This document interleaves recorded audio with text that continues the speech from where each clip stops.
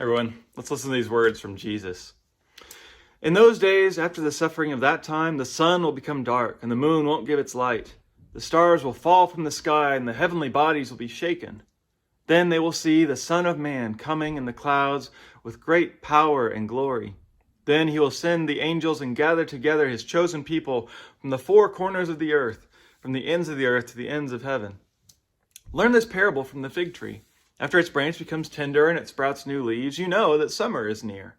In the same way, when you see these things happening, you know he's near, at the door.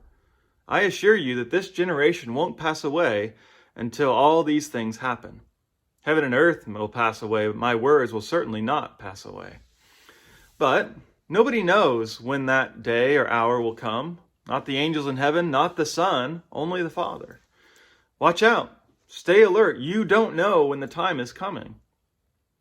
It's like someone took a trip, left the household behind, and put the servants in charge, giving each one a job to do, and told the doorkeeper to stay alert. Therefore, stay awake. You don't know when the head of the household will come, whether in the evening or at midnight, or when the rooster crows at early morning or at daybreak.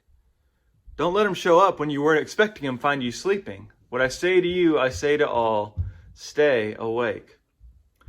Now, there are so many theories on what Jesus is talking about and when it's supposed to happen. I would say that more of this whole passage, this chapter, is about the destruction of Jerusalem than what we tend to assume. There is the really complicated idea that halfway through it, he said all this would happen in this generation to his disciples. And there's just a lot of unhelpful speculation about unbiblical ideas like the rapture. And so whatever we do with this, we still want to take Jesus' warning here seriously. And I think it takes some careful balance, right? We want to avoid the self-centered assumption that, well, yeah, of course, Jesus will come back in my lifetime, ignoring that there's been Christians who have read these words for 2,000 years. But then also knowing that the story of God's work in the world is going somewhere.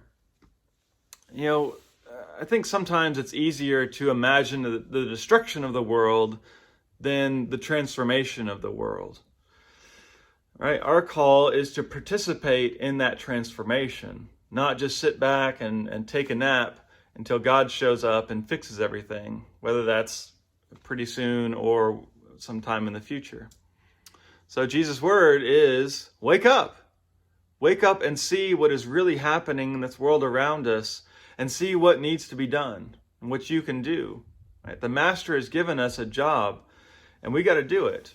That job that God's given us in this world, it matters. We're not just rearranging deck chairs on the Titanic, making things nicer for a sinking ship.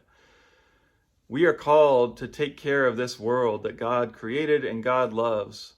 We are called to work for justice and peace. So let's get to work here and now.